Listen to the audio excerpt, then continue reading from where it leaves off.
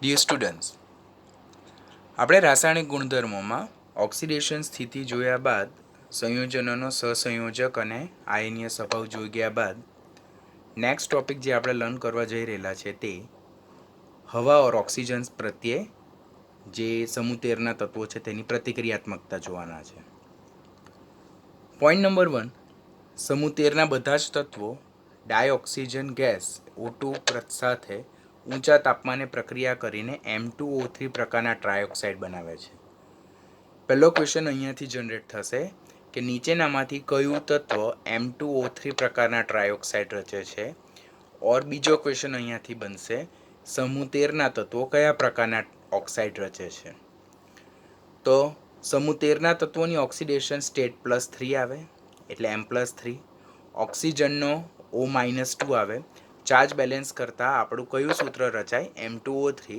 એટલે અહીંયાથી બે MCQ જનરેટ થશે. સમૂહ તેરના તત્વો M2O3 પ્રકારના ટ્રાયોક્સાઇડ રચે ઓર કયા તત્વો M2O3 પ્રકારના ટ્રાયોક્સાઇડ રચી શકે છે તો તે છે સમૂહ તેરના તત્વો. સમૂહ તેરના તત્વો ઓક્સિજન સાથે પ્રક્રિયા કરીને ઊંચા તાપમાને M2O3 પ્રકારના ટ્રાયોક્સાઇડ રચે છે.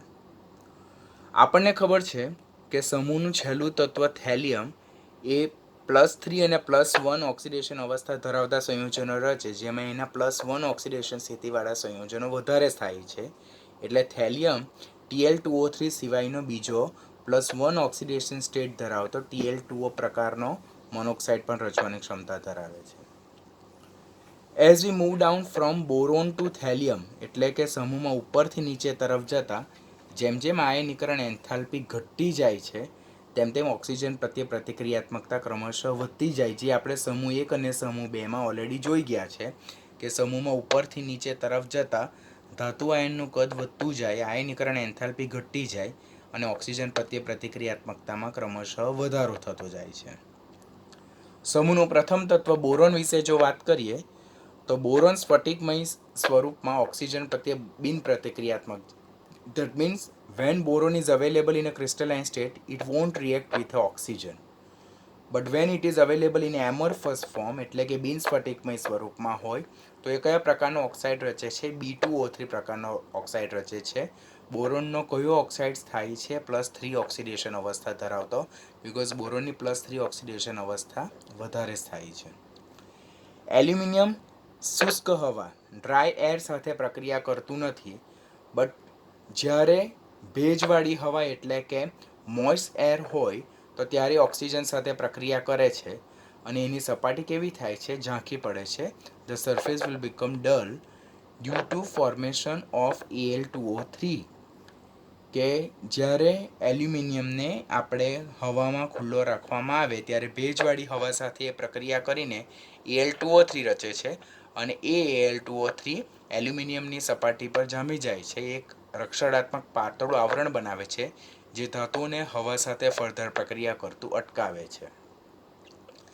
આપણને ખબર છે કે હવામાં સૌથી વધારે પ્રપોર્શન નાઇટ્રોજનનું હોય, એટલે આ હવા પ્રત્યેની પ્રતિક્રિયાત્મકતા છે. એટલે સમૂહ તેરના તત્વો નાઇટ્રોજન પ્રત્યે પ્રતિક્રિયાત્મકતા પણ ધરાવે છે અને એ લોકો Mn પ્રકારના નાઇટ્રાઇડ રચે, એટલે કે બોરોન N2 સાથે પ્રક્રિયા કરીને બોરોન નાઇટ્રાઇડ રચે અને એલ્યુમિનિયમ નાઇટ્રોજન સાથે પ્રક્રિયા કરીને Aln નાઇટ્રાઇડ રચે. અહીંયાથી MCQ જનરેટ થશે કે સમૂહ તેરના કયા તત્વો નાઇટ્રોજન સાથે પ્રક્રિયા કરીને નાઇટ્રાઇડ રચે છે? તો બોરોન અને એલ્યુમિનિયમ. ક્યારે? ઊંચા તાપમાને. ટ્રુ અને ફોલ્સમાં નીચા તાપમાને આપેલું હશે તો એ સ્ટેટમેન્ટ રોંગ હશે. અને આ બધા જે નાઇટ્રાઇડ છે તેમાં સમૂહ 13ના તત્વોનો ઓક્સિડેશન આંક +3 હશે અને નાઇટ્રોજનનો -3 હશે, બીકોઝ નાઇટ્રોજનની વિદ્યુત ઋણતા સમૂહ 13ના તત્વો કરતાં વધારે જોવા મળે છે.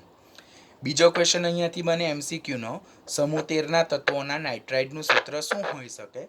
તો Mn પ્રકારના નાઇટ્રાઇડ. શા માટે? તો સમૂહ 13ના તત્વો 3 ઇલેક્ટ્રોન ગુમાવીને M+3 આયન બનાવવાનું વલણ ધરાવે. નાઇટ્રોજન 3 ઇલેક્ટ્રોન મેળવીને N-3 આયન બનાવવાનું વલણ ધરાવે. માટે સમૂહ 13ના તત્વો એ Mn પ્રકારના નાઇટ્રાઇડ રચે છે. કયા સમૂહ 13ના તત્વો? બોરોન અને એલ્યુમિનિયમ. પરંતુ ગેલિયમ, ઇન્ડિયમ અને થેલિયમ નાઇટ્રોજન સાથે પ્રક્રિયા કરીને આ પ્રકારના નાઇટ્રાઇડ બનાવતા નથી. શા માટે? તો એનું એક્સપ્લેનેશન કશે મેન્શન નથી થયું. તો એ આપણે યાદ રાખવાનું થાય. બોરોન નાઇટ્રાઇડ વિશે એમસીક્યુ પર કોમ્પિટિટિવ લેવલ પર ખાસ ફોકસ કરવામાં આવે છે. ખાસ ધ્યાનથી લખવાનું. This is one of the important point. Boron nitride પહેલું કેવી રીતે બને? બોરોનની હવામાંના નાઇટ્રોજન સાથે ઊંચા તાપમાને પ્રક્રિયા કરતા Mn પ્રકારના બોરોનના નાઇટ્રાઇડ રચાય, જેનું સૂત્ર Bn છે, B+3 અને N-3. આ બોરોન નાઇટ્રાઇડ કેવું છે? તો it's a white in nature. એ સફેદ કલરનું છે અને સ્લીપરી સોલિડ એટલે સરકી જાય એવું ઘન પદાર્થ છે. તેનું બંધારણ આ પ્રકારનું છે. બેન્ઝીન જેવું બંધારણ આપણને look like a benzene, but not exactly look like a benzene, પણ કંઈક ગ્રેફાઇટ જેવું. ગ્રેફાઇટ હજુ આપણે લર્ન કરવાનું બાકી છે. જેમ આપણે સેશનમાં આગળ વધશું તેમ ગ્રેફાઇટ, હીરો, ફુલેરિન જે કાર્બનના અપરૂપો છે તેના વિશે આપણે લર્ન કરશું. જેમાં એક બોરોન અને એક નાઇટ્રોજન બંને ભેગા થઈને બે કાર્બનને જેટલા સંયોજકતા ઇલેક્ટ્રોન એટલે વેલેન્સ ઇલેક્ટ્રોન જોઈએ તેવો જ એક બોરોન અને એક નાઇટ્રોજનને જોઈએ. પરિણામે બોરોન નાઇટ્રોનનું બંધારણ એ કોના જેવું છે? ગ્રેફાઇટ જેવું છે. તો બોરોન નાઇટ્રાઇડ ક્વેશ્ચન પૂછાય, નીચેનામાંથી કયા સંયોજન સાથે બોરોન નાઇટ્રાઇડનું બંધારણ મળતું આવે? તો આન્સર શું આવશે? ગ્રેફાઇટ. તો ગ્રેફાઇટ સાથે મળતું આવે કે જેમાં શીટ એટલે લેયર હોય which is made up of hexagonal ring of alternate boron and nitrogen atoms joined together. એનો મતલબ શું થાય કે બોરોન નાઇટ્રાઇડનું બંધારણ સ્લીપરી હોય, જેમાં જુદા જુદા સ્તર હોય. પ્રત્યેક સ્તરમાં બોરોન અને નાઇટ્રોજન અલ્ટરનેટ વેમાં ગોઠવાયેલા છે. જો એક બોરોન છે, પછી નાઇટ્રોજન, પછી બોરોન, પછી નાઇટ્રોજન, પછી બોરોન, પછી નાઇટ્રોજન, અને ઇટ્સ અ હેક્ઝાગોનલ રિંગ. અને આ રીતે લેયર બનાવે છે. જેમ બંધારણમાં ગ્રેફાઇટનું બંધારણમાં બોરોન નાઇટ્રોજનની જગ્યાએ બધી જગ્યાએ કાર્બન હોય, તેમ અહીંયા બોરોન નાઇટ્રાઇડમાં બોરોન નાઇટ્રોજન હોય અને જુદા જુદા સ્તર રચાય. આ બંધારણ ગ્રેફાઇટની જેમ સ્તરીય બંધારણ ધરાવે. આમ બોરોન નાઇટ્રાઇડનું બંધારણ કોને મળતું આવે છે? લુક લાઇક અ ગ્રેફાઇટ સ્ટ્રક્ચર.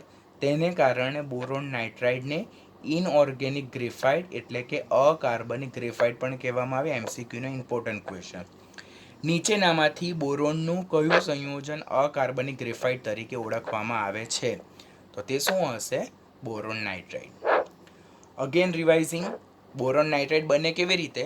તો બોરોન અને નાઇટ્રોજનની ઊંચા તાપમાને પ્રક્રિયા થતાં બોરોન નાઇટ્રાઇડ મળે છે. તેનું સૂત્ર શું હશે? Bn હશે. જેમાં બોરોન 3 ઇલેક્ટ્રોન ગુમાવીને B+3 આયન બનાવે અને નાઇટ્રોજન 3 ઇલેક્ટ્રોન મેળવીને N-3 આયન બનાવે. કેવું છે? સ્લીપરી, સરકી જાય જેવું છે. હેક્ઝાગોનલ રિંગ જોવા મળે. બોરોન અને નાઇટ્રોજન અલ્ટરનેટ વેમાં ગોઠવાયેલા હોય. જુદા જુદા આ આખું એક સ્તર હશે.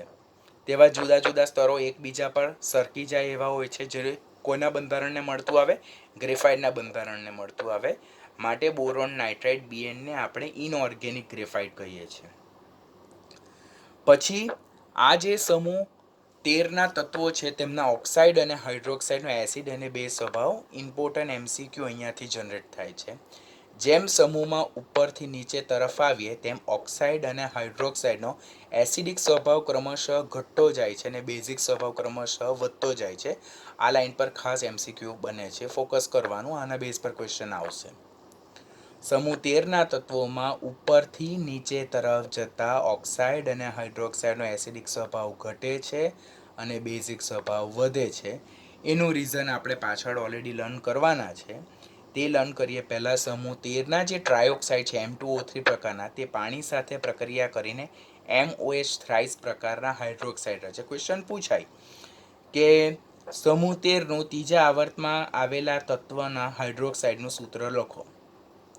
તો સમૂહ 13ના તત્વો, તો એમનો ચાર્જ M+3 હોય.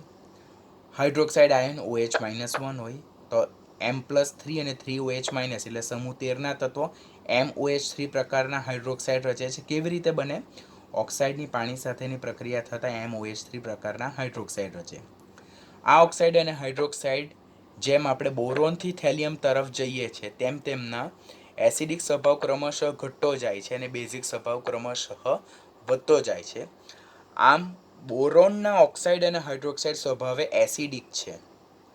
બોરોનના ઓક્સાઇડ અને હાઇડ્રોક્સાઇડ સ્વભાવે એસિડિક છે. બોરોન અધાતુ છે, તમને ખ્યાલ છે. એલ્યુમિનિયમ અને ગેલિયમ ધાતુ હોવા છતાં પણ તેના ઓક્સાઇડ અને હાઇડ્રોક્સાઇડ સ્વભાવે કેવા છે? ઉભય ગુણધર્મી છે. ઘણા બધા સ્ટુડન્ટ એવું વિચારતા હોય છે હંમેશા કે ઘણા કિસ્સામાં એ સાચું બી હોય છે, ઘણા કિસ્સામાં definition wise that is not always appropriate, not matching, કે ધાતુના ઓક્સાઇડ બેઝિક હોય, અધાતુના ઓક્સાઇડ એસિડિક હોય અને અર્ધ ધાતુના ઓક્સાઇડ ઉભય ગુણધર્મી હોય. નોર્મલ ડેફિનેશન પ્રમાણે ઘણા સ્ટુડન્ટ યાદ રાખતા હોય, but that is not always true, that is not always right. Boron અધાતુ છે, એના ઓક્સાઇડ એસિડિક છે, પરંતુ એલ્યુમિનિયમ અને ગેલિયમ તો ધાતુ છે, તો એના ઓક્સાઇડ તો બેઝિક હોવા જોઈએ, પણ એના ઓક્સાઇડ બેઝિક નથી. કેવા સ્વભાવના છે? ઉભય ગુણધર્મી. શા માટે એલ્યુમિનિયમ અને ગેલિયમના ઓક્સાઇડ ઉભય ગુણધર્મી હશે, એમ્ફોટેરિક સ્વભાવના હશે? Because it may react with acid and base together. A acid અને બેઝ બંને સાથે પ્રક્રિયા કરતું હોવું જોઈએ. માટે એલ્યુમિનિયમ અને ગેલિયમના ઓક્સાઇડ સ્વભાવે કેવા છે? ઉભય ગુણધર્મી. આ તમને ઇઝીલી યાદ નહીં આવશે. 12મા ધોરણમાં એલ્યુમિનિયમના ઓક્સાઇડનો ઉભય ગુણધર્મી સ્વભાવ પર ટૂંકનોંધ બોર્ડમાં ઓલવેઝ 2 માર્ક્સમાં પૂછાય છે, કાળજી રાખવાની. અને ઇન્ડિયમના ઓક્સાઇડ હાઇડ્રોક્સાઇડ સ્વભાવે બેઝિક છે અને થેલિયમના ઓક્સાઇડ અને હાઇડ્રોક્સાઇડ સ્વભાવે કેવા છે? પ્રબળ બેઝિક છે. તો ક્વેશ્ચન પૂછવામાં આવશે કે સમૂહ 13માં કયા તત્વના ઓક્સાઇડ અને હાઇડ્રોક્સાઇડ સૌથી વધુ બેઝિક સ્વભાવના છે? તો એ થેલિયમ. સૌથી વધારે એસિડિક સ્વભાવ છે તે બોરોન. ઉભય ગુણધર્મી તો એલ્યુમિનિયમ અને ગેલિયમના.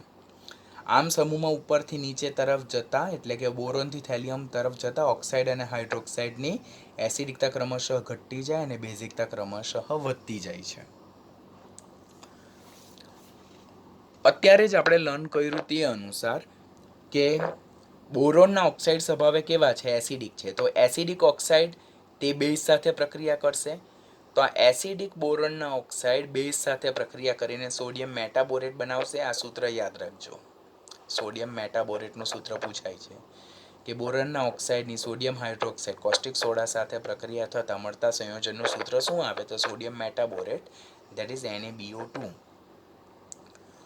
પછી ઉભય ગુણધર્મી હોવાને કારણે એલ્યુમિના અને એલ્યુમિનિયમ હાઇડ્રોક્સાઇડ એસિડ અને આલ્કલી બંનેઓમાં દ્રાવ્ય થઈને ક્ષાર બનાવે છે. Just only we learn aluminium ધાતુ હોવા છતાં પણ એના ઓક્સાઇડ અને હાઇડ્રોક્સાઇડ સ્વભાવે કેવા છે? ઉભય ગુણધર્મી છે. શા માટે?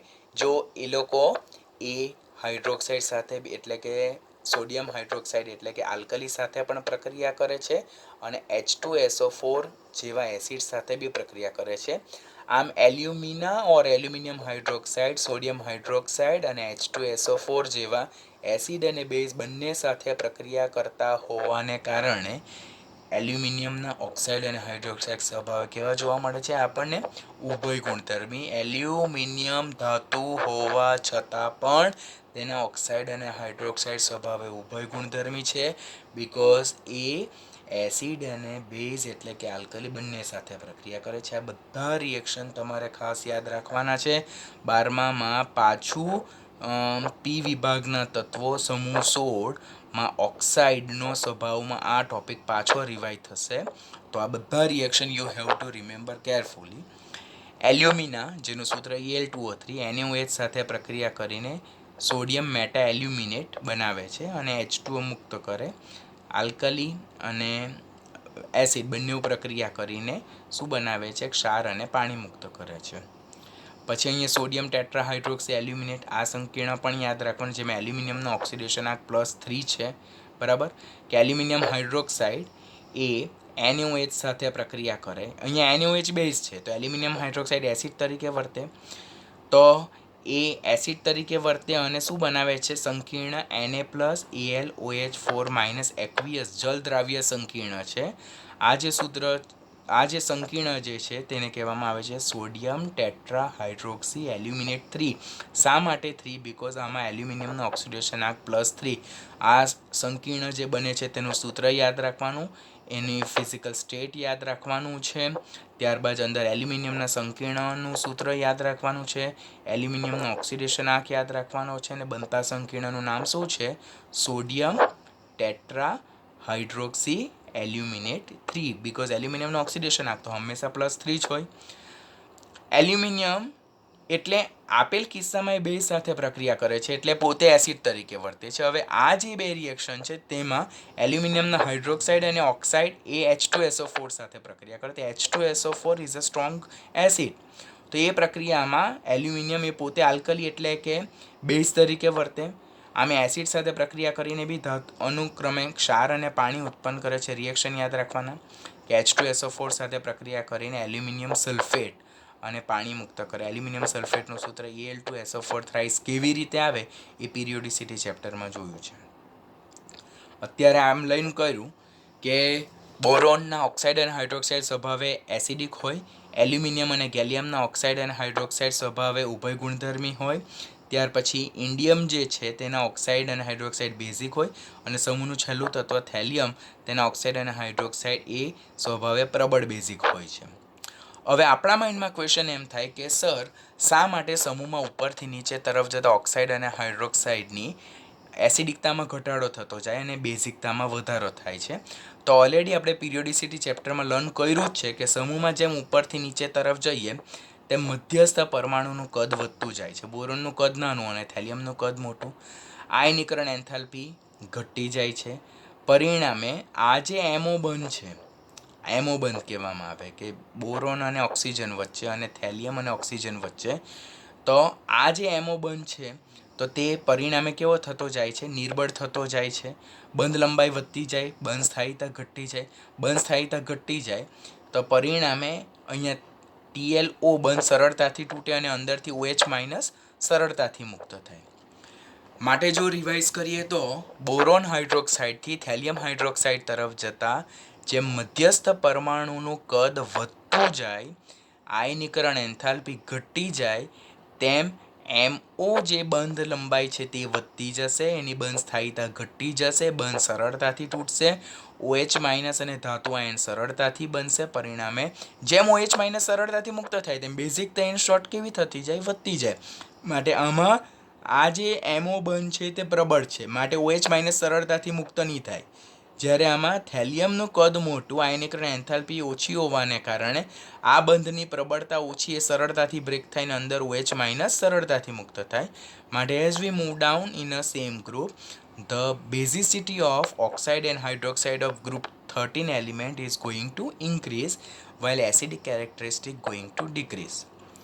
થેલિયમ જે સમૂહનું છેલ્લું તત્વ છે તે બે પ્રકારના હાઇડ્રોક્સાઇડ રચે. એક છે થેલિક હાઇડ્રોક્સાઇડ અને બીજું છે થેલસ. થેલિક ધેટ ઇઝ +3 ઓક્સિડેશન સ્ટેટ અને થેલસ ધેટ ઇઝ +1 ઓક્સિડેશન સ્ટેટ. જેમાં થેલિક હાઇડ્રોક્સાઇડ છે તે પાણીમાં કેવું છે? અદ્રાવ્ય છે. પરંતુ થેલસ હાઇડ્રોક્સાઇડ જે છે તે પાણીમાં કેવું છે? દ્રાવ્ય છે અને તે સમૂહ એકના હાઇડ્રોક્સાઇડની જેમ પ્રબળ બેઝિક સ્વભાવ તરીકે દર્શાવે છે. બરાબર?